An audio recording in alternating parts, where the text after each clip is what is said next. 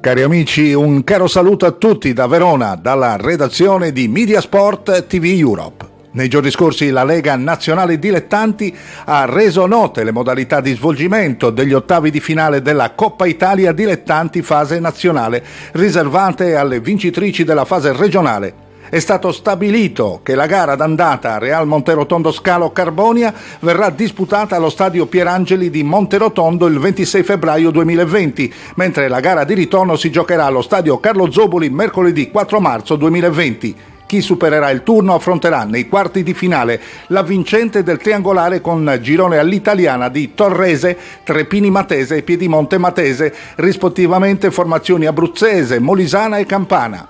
Per cui annunciamo dalla redazione di aver programmato la diretta dallo stadio Pierangeli di Monterotondo per un servizio completo in occasione della gara d'andata Real Monterotondo Scalo Carbonia. Una produzione Publimedia Communication Mediasport TV Europe in collaborazione con la testata giornalistica di Radio Luna Carbonia. Conduce dallo studio centrale Ugo Bulgarelli, inviato radiocronista a Monterotondo Renato Scanu, il grande sport in diretta a fianco del Carbonia Calcio 1939. Grazie a tutti per la cortese attenzione dal quartier generale di Verona. A tutti voi la più cordiale buona giornata.